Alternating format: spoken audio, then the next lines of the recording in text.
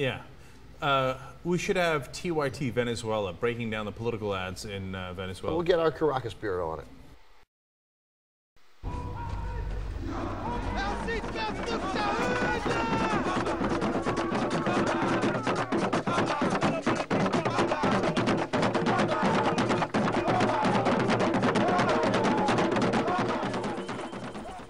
That clip was taken from a video called "The Revolution Will Not Be Televised," which I specifically urged Cenk Uygur of the Young Turks to watch, because it appears that he's still uncertain as to which way Venezuela's going, and the TYT as a whole perhaps he's a little uncertain, and the TYT nation possibly is a little uncertain as to which way Venezuela's going.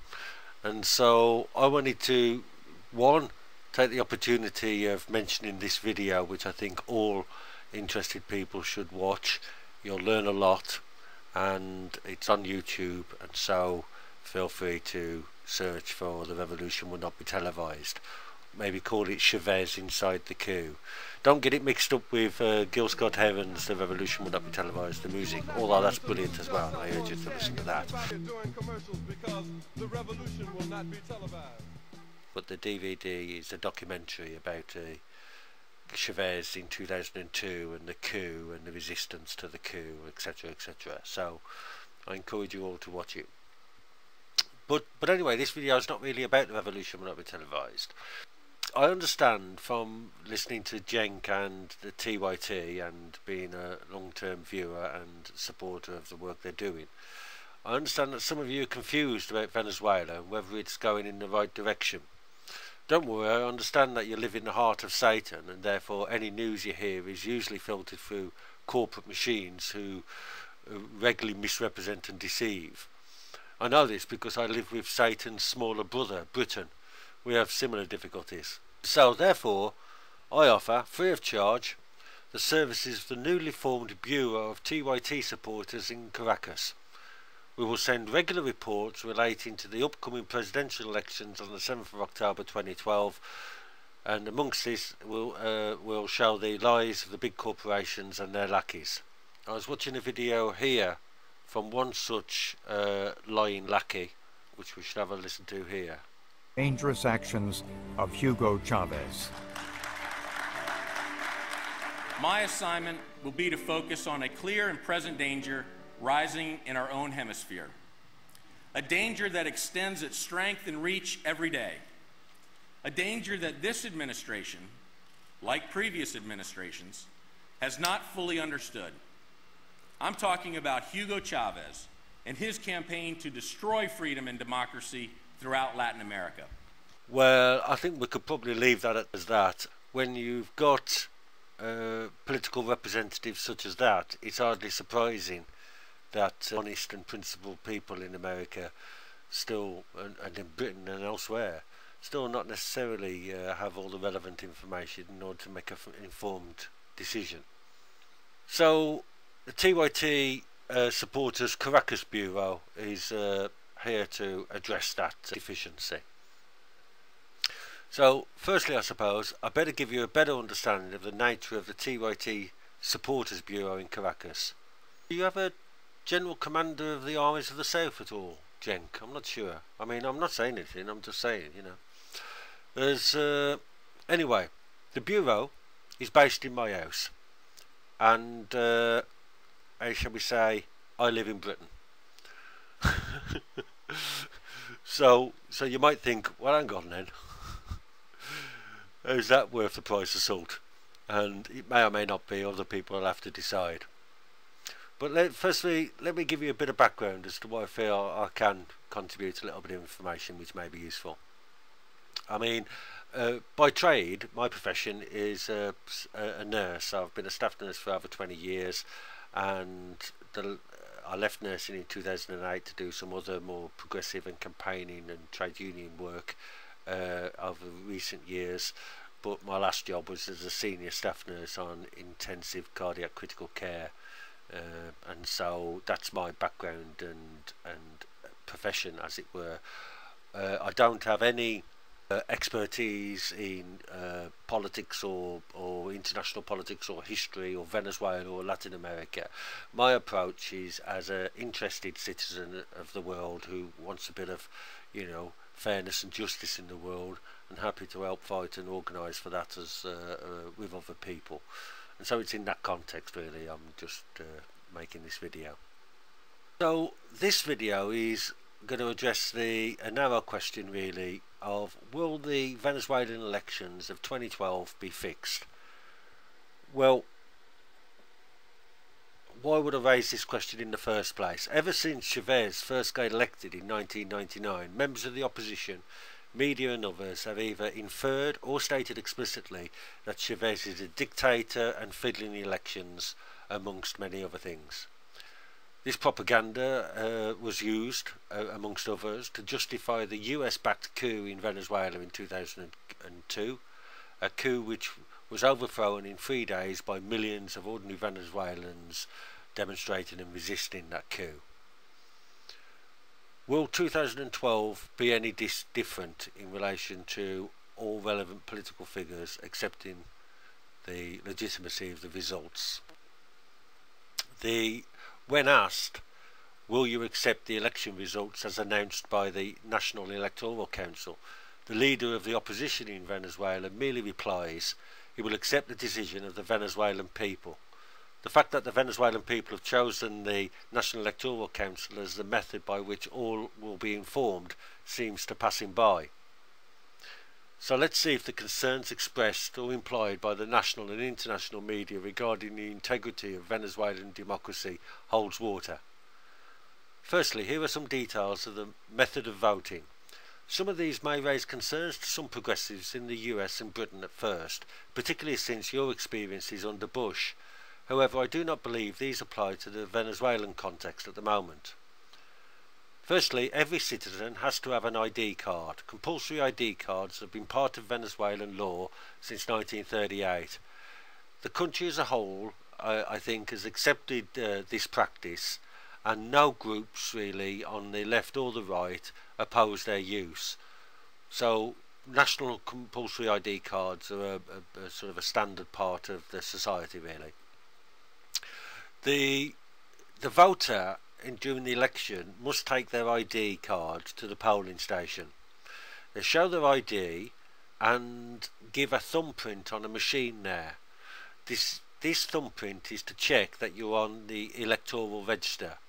Again, that issue may flag a concern to progressives who think thumbprints, identification, voting, hang on, could that be, you know, slightly dodgy?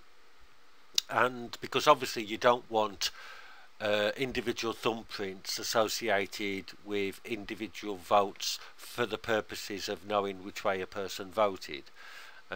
So I think the secrecy is paramount, and the system is set up in such a way that all the thumbprint is checking is the registration on the electoral count, on the electoral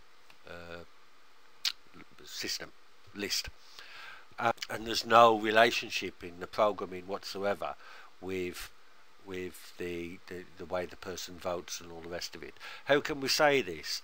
Well, actually, I'll come on to what the Carter Centre says in a second, but all the software used in the systems, as I understand it, is open source, and so everyone can look at the entirety of the software and validate for themselves that it does what it says on the tin. That is fundamentally different from the software used in the United States and elsewhere, where it's proprietary software, commercial confidentiality, and people can't see it, which is, of course, I think unacceptable.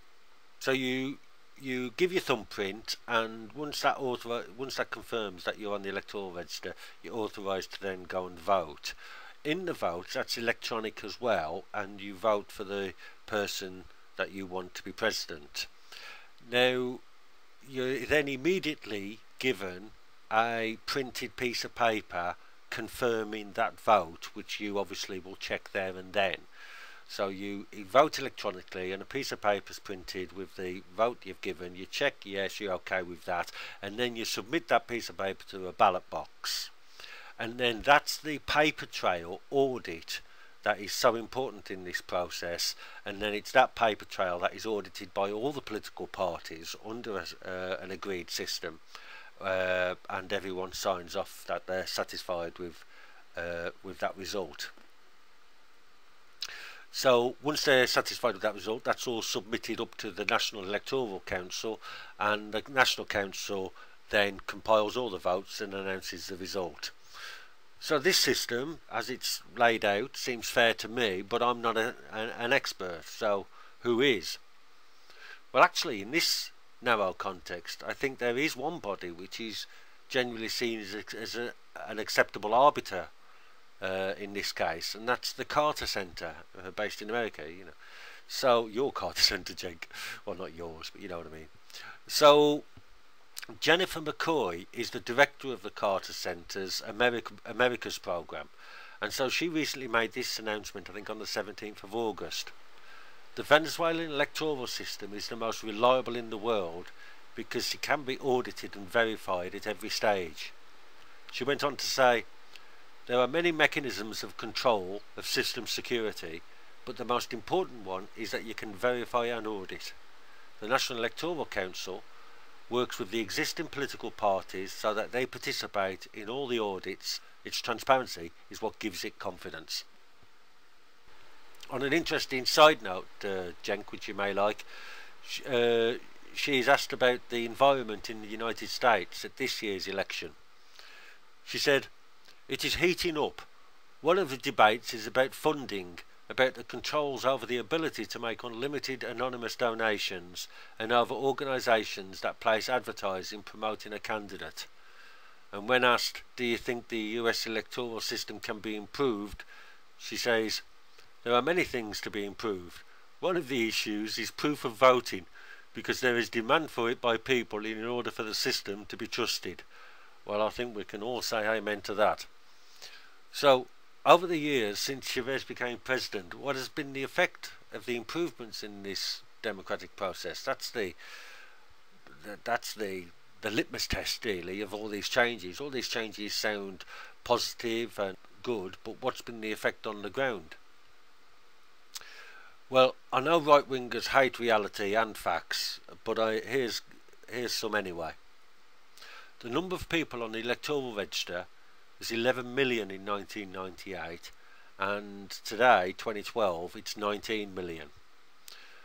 That increase has been helped in no small part to the scrapping of the need to pay for an ID card used in the past to limit access by the poor. That 8 million increase is not primarily as a result of increased population, though some of it will be, but millions is a result of people becoming enfranchised when they was previously disenfranchised. They've dealt significantly with the inadequate number of voting booths. The number of voting booths is increased from 8,000 to 14,000. Again, they used to have very few in the poor areas, leading to long queues and another method of disenfranchising people. So that's being addressed, but at least partially. And the most dramatic figure, I think, the number of adults not registered to vote was 20% in 1999, and it stands at just 3% now, 2012. I mean, 3% is effectively, you know, is so negligible as to say, well, that's 100% registration, which I think is very good. But it's definitely 97% registration anyway. So that's a significant improvement, clearly. So these figures seem to confirm the integrity and honesty of the voting system overall, something I think which could be learned, especially regarding the audit trail in the US. Finally, Jenk, I suspect you have not seen the brilliant documentary called The Revolution Will Not Be Televised, where I showed that clip from earlier. I'm confident that if you do see it, you will recognise clearly the underlying truth that the real battle in Venezuela is between the vast majority of the population versus the rich and powerful corporate and media elite. I mean, I'm willing to bet you, I don't know what, $10 that you'll be impressed and in some places shocked by the things you'll learn in that video. It's 74 minutes long, it's on YouTube, and I strongly recommend you and all others to watch it. Anyway, that's enough for now, but if this is useful, I'm happy to produce some more, and keep up the good work.